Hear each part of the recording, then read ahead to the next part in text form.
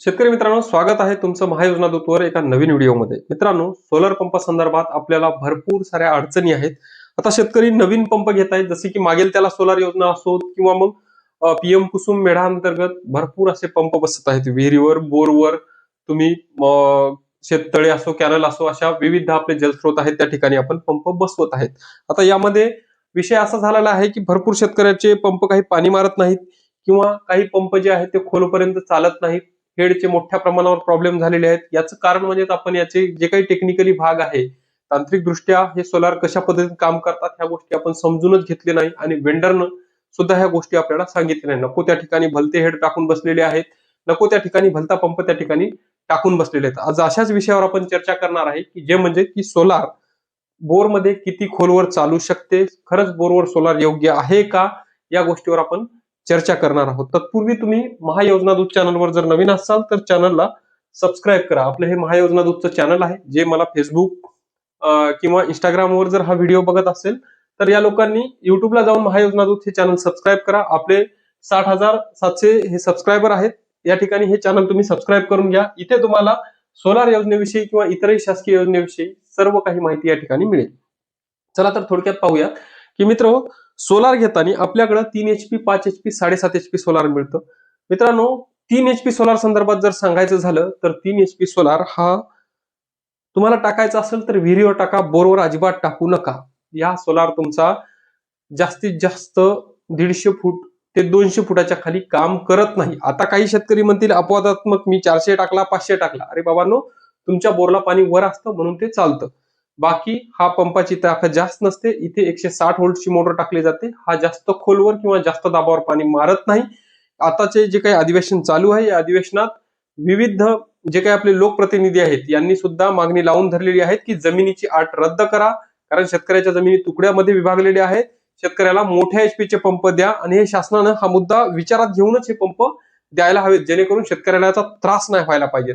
आता हे पंप तुम्ही 3 HP ज्याच्याकडे पंप असेल त्यांनी कोणताही विचार करू नका, ज्याला हेड वाढवायचा विचार करू नका. तुमचा बोर 400-500 असेल, शासनाला काहीही घेणं देणं नाही. शासनाची मर्यादा फक्त 210 फुटाची आहे. बाकी तुम्हाला खाली कोणत्याही प्रकारचं तुम्हाला शासन हे देत नाही, म्हणजे अनुमती देत नाही तुम्ही खाली पंप सोडण्याकरता. 3 HP सरळ पंप काढा आणि विहिरीत टाका, विहिरीत चालू द्या, विहिरीवरून तुम्ही भरणा करा. बोरमध्ये तुमचा तो पंप जास्त खोलीवर पर्यंत चालत नाही. 5 HP पंपाच्या बाबतीत तो पंप तुमचा 200 ते 250 फुटापर्यंत चांगल्या पद्धतीत काम करतं. तोही पंप 300 फुटाच्या खाली काम करत नाही. बोरमध्येचे जे आहेत ते सोलार जर वापरायचं असेल तर 200 फुटाच्या आतच चांगल्या पद्धतीत तुम्ही सोलार कडून अपेक्षा करायची, अन्यथा ते सोलार काढायचं आणि विहिरीत टाकायचं. आता ज्याचे बोर 400-500 फूट खोल आहेत अशा लोकांनी काय करायचं?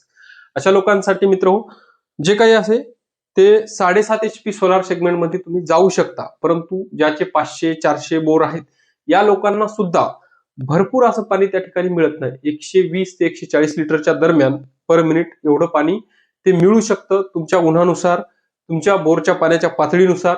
परंतु सोलार पंप हा तेवढ्या खोल चालत नाही. मग या लोकांसाठी पर्याय काय? आता तुम्ही एसी मोटर वापरता. आता डीसी सप्लाय ज्यावेळेस बोर तुमचा 500-600 फूट खोल असतो त्यावेळेस बोरची 7.5 HP का मोटर असं ना त्या ठिकाणी चालत नाही. एका वेळेस V6 मोटर जर असेल तर त्या ठिकाणी तेवढ्या खोलपर्यंत ती मोटर चालू शकते. पण मित्रांनो, ही मोटर न चालण्याचे कारण असे आहेत की डीसी सप्लाय ज्यावेळेस आपण जास्त दूरपर्यंत वाहून नेतो त्यावेळेस तुमचं व्होल्टेज ड्रॉपचं रेशो हा 20 ते 25% त्याचा व्होल्टेज ड्रॉप होत असतं. म्हणजे एकंदरीत तुमचा प्लांट जर 400 व्होल्टेज जनरेट करत असेल तर तुम्हाला शेवटी मोटरपर्यंत 380 ते 300 एवढंच व्होल्टेज त्या ठिकाणी मोटरपर्यंत मिळणार आहे. त्यामुळे तुमची मोटर पूर्ण कार्यक्षमतेने काम करणार नाही आणि व्होल्टेज मिळाल्यानंतरही तुमचा जो काही वरचा दाब आहे या दाबाने मोटरचा आरपीएम कमी होऊन तिथे तुम्हाला परफॉर्मन्स मिळणार नाही. मग अशा ठिकाणी तुम्ही काय करू शकता? मित्रांनो, याचं सोल्युशन आहे. ज्याचे बोर खोल आहेत तुम्ही एसीडीसी कंट्रोलर वापरून एसी मोटर तुम्ही त्या ठिकाणावर चालू शकता. पण 7.5 HP सेगमेंट मध्येच बोरवरची एसी मोटर सक्सेस आहे. त्याला सुद्धा तुम्हाला पॅनल वाढवणं गरजेचं आहे. तुम्ही म्हणसाल माझ्याकडे 7.5 HP चं सोलर लागलेलं आहे, तुम्ही 7.5 HP सोलरवर खालची 7.5 HP मोटर चालू शकता का? हे पॉसिबल नाही, कारण ज्यावेळेस डीसी टू एसी कन्वर्ट करतात त्यावेळेस व्होल्टेज सुद्धा तिथे 20 ते 25% ड्रॉप होतो आणि तुम्हाला आउटपुट जे आहे ते कमी मिळतं. त्यामुळे काय होतं की तुम्हाला जर 13 पॅनल असतील तर 15 ते 16 पॅनल त्या ठिकाणी तुम्हाला वाढवावं, 2 पॅनल तुम्हाला 2 ते 3 पॅनल वाढवावून तुम्हाला 16 पॅनल पर्यंत त्या ठिकाणी करावं लागतं. त्यानंतर तुमची 7.5 HP मोटर, इलेक्ट्रिक मोटर आरामशीर एसी मोटर त्या ठिकाणी काम करू शकते. म्हणजेच ज्यावेळेस आपण एसी सप्लाय दूरपर्यंत वाहून नेणार आहे, 500-600 फूट खोलीपर्यंत नेणार आहे, त्याचं तो जो ड्रॉप आहे ते फक्त म्हणजे 3 ते 5% त्याचं व्होल्टेज जे आहे ते ड्रॉप होत असतं. म्हणजे एकंदरीत डीसी सप्लायपेक्षा एसी सप्लाय हा कमी प्रमाणात ड्रॉप होतो, त्यामुळे ती मोटर त्या ठिकाणी चालू शकते. आता बऱ्याचशा शेतकऱ्याचे पुन्हा कॉल येतात आम्हाला, कारण आपण जे आहे ते आपलं कृषी मित्र ऍप्लिकेशन आहे. आता हे ऍप लॉन्च झालेलं आहे, याच्यावर एसीडीसी कंट्रोलर आहे, हेड आहे, सगळं मिळतं. याची लिंक तुम्हाला मी डिस्क्रिप्शन बॉक्समध्ये देत आहे. बऱ्याचशा शेतकऱ्यांचे कॉल येतात की 3 HP साठी मला एसीडीसी कंट्रोलर हवाय, मग 3 HP साठी लाईनवरची मोटर चालवायची किंवा घरातला याच्यावर लोड चालवायचा. मित्र हो, हे गोष्टी शक्य नाही, 3 HP सेगमेंटमध्ये शक्य नाही, कारण तिथं तुमचा प्लांट हा 160 व्होल्टेज एवढा जनरेट करतो, त्यामुळे कोणत्याही प्रकारची एसी मोटर त्याच्यावर चालत नाही. हा, ती मोटर लाईटवर चालवायची तर तुम्ही चालवू शकता, त्यासाठी कंट्रोलर अवेलेबल आहेत, मार्केटमध्ये सुद्धा आहेत, आपल्याकडे सुद्धा आहेत. परंतु 3 HP सेगमेंटमध्ये तुम्ही एसीडीसीच्या भानगडीत पडू नका. 5 HP मध्ये तुमची नॉर्मल 3 HP ची मोटर, ओपन वेल मोटर त्या ठिकाणावर चालू शकते. हे झाला तुमचा एसीडीसीचा भाग. आता ज्यावेळेस तुम्ही 7.5 HP सेगमेंटमध्ये जाता, 7.5 HP वर 5 HP मोटर व्यवस्थितरित्या चालू शकते. आणि खोलपर्यंत जर चालवायची असेल तर तुम्हाला पॅनल वाढवणं गरजेचं आहे.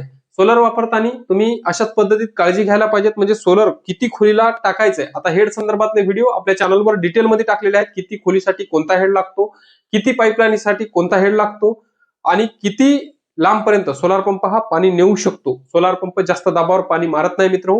त्यासाठी जे आहे ते तुम्हाला इलेक्ट्रिक मोटर वापरणं गरजेचे आहे. त्या ठिकाणी जास्त तुमचं लोडवर पाणी असेल, जास्त तुमचं दाबावर पाणी असेल, तिथे तुम्हाला इलेक्ट्रिक मोटर वापरणं गरजेचं आहे. सोलार पॅनल वापरून त्याला एसी मध्ये कन्व्हर्ट करून ह्या मोटर तुम्हाला चालवणं गरजेचं आहे, ना की सोलार पंप तेवढ्या याच्यामध्ये तुमचे काम करतील. म्हणजेच एकंदरीत बघायचं झालं तर 3 HP आणि 5 HP सेगमेंटमध्ये शक्यतो तुम्ही विहिरीमध्ये वापरण्याचा प्रयत्न करा. बोरमध्ये तुमचे 200 फुटाच्या खाली ते जास्त काम करत नाहीत. कारण आता बऱ्याचशा शेतकऱ्याचे कॉल येतात, सर मला 5 HP पंप आहे, मला 400 फूट टाकायचा आहे, 500 फूट टाकायचा आहे. हे पॉसिबल नाही मित्रांनो. हेड किती जरी लावला तर त्या मोटरला फिरवण्याची ताकद पाहिजे, कारण ती मोटर फिरवू शकत नाही. त्यामुळं तुम्ही जे आहे हे पंप, कमी HP चे पंप शक्यतो 200 फुटाच्या आतमध्ये बोरमध्ये वापरा, किंवा ते पंप बिनधास्तपणे विहिरीमध्ये वापरा. त्यामध्ये बोरमधून तुम्ही जास्त अपेक्षा करू नका. हीच माहिती आजच्या व्हिडिओमध्ये द्यायची होती. माहिती कशी वाटली मला नक्कीच कमेंटमध्ये कळवा, आणि माहिती आवडल्यास इतरांना शेअर करा. आणि महायोजना दूतवर जर नवीन असाल तर चॅनलला सबस्क्राईब करा. धन्यवाद.